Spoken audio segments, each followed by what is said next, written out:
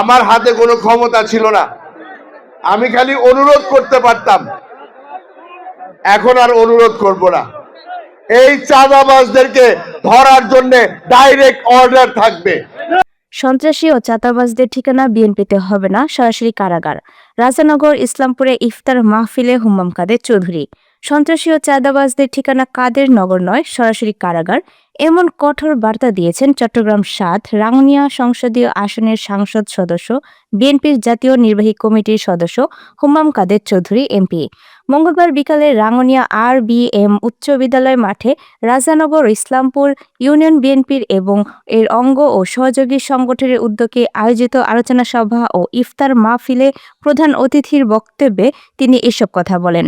হুম্মাম কাদের চৌধুরী সন্ত্রাস, চাঁদাবাজি ও অনিয়মের বিরুদ্ধে জিরো টলারেন্স নীতির কথা পুনর্ব্যক্ত করে বলেন, এলাকায় শান্তি ও উন্নয়ন নিশ্চিত করতে কোনো ধরনের অপরাধকে প্রশ্রয় দেওয়া হবে না। রানীরহাট আল আমিন হামেদিয়া ফাজিল মাদ্রাসার অধ্যক্ষ মাওলানা নজরুল ইসলাম কাদেরী সভাপতিত্বে ও চট্টগ্রাম উত্তর জেলা যুবদলের সিনিয়র সহ সভাপতি ইউসুফ চৌধুরীর সার্বিক সহযোগিতায় আলোচনা সভা ও ইফতার মাহফিলে অতিথি হিসেবে উপস্থিত ছিলেন চট্টগ্রাম উত্তর জেলা বিএনপির সাবেক যুগ্ম আহ্বায়ক অধ্যাপক ইউনুস চৌধুরী, রাঙ্গুনিয়া উপজেলা বিএনপির আহ্বায়ক অধ্যাপক কুতুব উদ্দিন বাহার, সদস্য সচিব আবু আহমেদ হাসনাত, বিএনপি নেতা অধ্যাপক আজম খান, নুরুল আলম, নবাব মিয়া চেয়ারম্যান, ফজলুল হক, অ্যাডভোকেট কামাল উদ্দিন, মাহবুব সাফা, আব্দুস সালাম, হাজী ইলিয়াস শিকদার, রেজাউল করিম সওদাগর, আব্দুল মান্নান রনি, দিদারুল আলম জসিম, ওয়াকিল আহমদ তালুকদার, শাহেদ কামাল তালুকদার, নাসির উদ্দিন তালুকদার, ইউসুফ কামাল তালুকদার,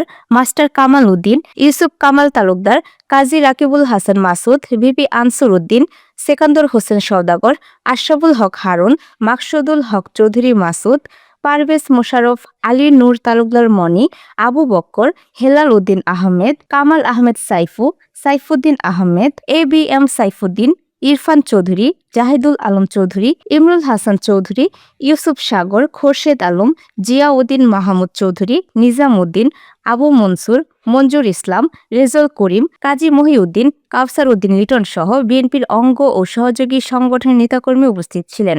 এতে বিভিন্ন পর্যায়ের নেতৃবৃন্দ বক্তব্য রাখেন। আলোচনা শেষে দেশ, জাতি ও মুসলিম উম্মাহর কল্যাণ কামনায় বিশেষ দোয়া ও মোনাজাত অনুষ্ঠিত হয়। পরে উপস্থিত প্রায় ৩,৫০০ নেতাকর্মী ও এলাকাবাসীর মাঝে ইফতার বিতরণ করা হয়।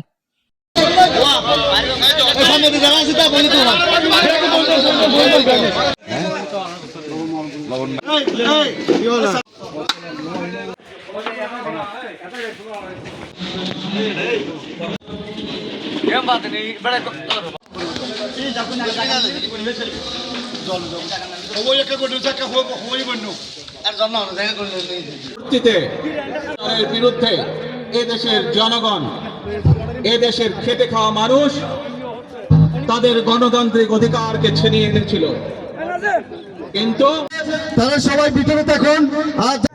যেহেতু এটা আমাদের একটা সবার নতুন দীর্ঘ 17 বছর পর আমরা একটা ইফতার